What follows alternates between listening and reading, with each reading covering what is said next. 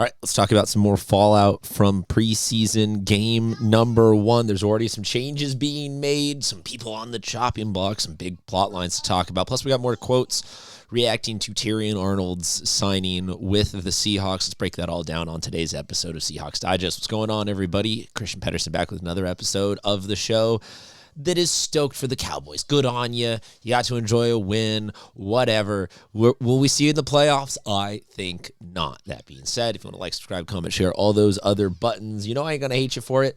Today's episode, what do you want to start with? Let's start with the biggest of the initial reactions from yesterday's game, and that was this headline of the Seahawks making a major announcement that they are going to be shaking it up after the loss to the Cowboys. And the big thing here is that Coach Mack is going to be taking over calling the defense again, which is maybe like his quote is very polite about AD calling the game. Did a good job. I think it was right for us now. Get some experience. We've had a ton of call-up periods. He's on the details. But at some point, I got to get ready to call a game too. So I think I'll probably call next week. I could very easily think that this is just, like Coach was planning on doing this anyway. He was headed towards wanting to call games. He's the guy, yada, yada, yada. But this is, I think, also, given that we're still, this is the start of the preseason and very much in the, people are trying out. There's a lot of turnover. There's a lot of different new names. You don't have all the starters in there. This feels like a very quick leash. We're going to the bullpen, immediate first signs of danger. And I dig it because I let's be serious about this. Let's not let this thing get away from us and not take the preseason seriously at the same time. That's kind of you hate to see that for our guy right there. It's a big reaction. Next story I got for you is Jalen Milroe, who we had talked about being a guy that had vouched for Terrion Arnold. They were teammates at Alabama. Jalen Milroe has come out with some quotes talking about, that's my dog. I'm happy that he's going to be a Seahawk now. I think it's just showing him the way of how we do things. I think that's how we move forward process. I sarcastically hope that him showing how to do things includes not committing armed robbery as a member of the Seahawks.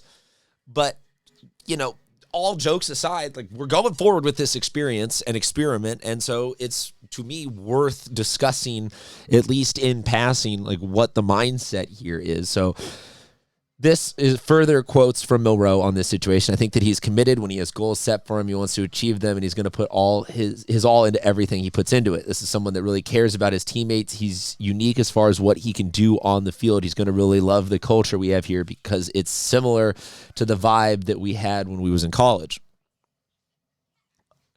I really like the vibe that we had in college, comparisons to the Nick Saban Alabama program, because that is as high of a structural, institutional, cultural complement, I think, as anybody can possibly provide in terms of comparisons between, one coaching staff, admin, and another. So much of this is a curiosity to me because there is everything to unpack here of him being unique on the field. It is a great decision to sign a available guy at the peak of his athletic on-field capabilities. And hindsight's going to be 20/20 on this, and we're not going to know fully what we've got until we've got it kind of unfolded a little bit. But to have it become really seeming to be that, hey, Jalen Milroe really vouched for this guy, and that's a huge part of the process as to why we signed him. I don't remember one of these happening recently anyway, where we signed a guy or anybody has signed a guy with pending charges, but to have it be hey, our third string quarterback vouched for him, it's just interesting. Next thing we got on the headlines is that Demarcus Lawrence has announced that this will be the last hurrah, the final ride as he heads off into the sunset.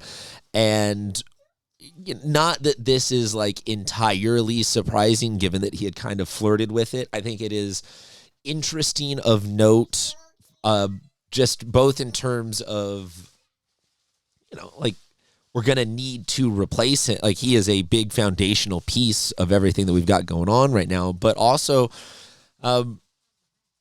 just coming off of the wake of us signing the massive contract extension for Devon Witherspoon, getting Demarcus Lawrence off the books next year is going to really help buoy the defensive, or I guess all of the books, but the defensive spending specifically. And it's just, it's this ebbs and flows constantly with an NFL team and having that salary cap. But for me, this is a really interesting one because it's going to mean we have to replace both somebody like position-wise and leadership-wise, but we'll have the money to do it. Last topic that I got for you today is further trying to dissect Brian Fleury's first outing as an offensive coordinator. And this article was really about how it is impossible to grade it. It tried aggressively to grade it very poorly, but I want to give Brian Fleury no grades until we even reach like week 2 or 3 of the regular season. The summary of it was, first drive goes well, and then after that, the remaining 7 drives, 74 yards. The numbers were like the rushing game was only good because of unscripted Jalen Milroe scrambling. Other than that, it was just George Holani smashing between the tackles for a couple of yards at a time. The passing wasn't good, et cetera, et cetera, et cetera. It was also, though, like, who the hell was playing? Honest question to anybody out there watching. Do you really give a rat's ass about what we saw yesterday? Specific position-wise, sure, I'm down to discuss it. Did Drew Lock look better than Jalen Milroe? Did Tyrese Knight have himself a day, or did so-and-so play? Did Jake Bobo play himself into this wide receiver slot?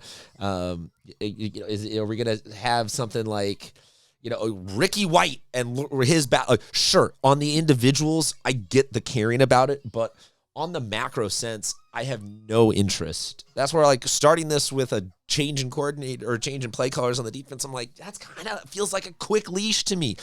And so, quick overreaction here to be like, oh man, the Brian Fleury experience is going really poorly. I don't care until halftime against the Patriots week 1. That's when I start to care about whether or not this thing looks good. But I'm curious to know what you guys think. Let me know. Drop a comment, like, subscribe, share, all those other buttons. Until next time, we'll talk to you soon, Seahawks fans.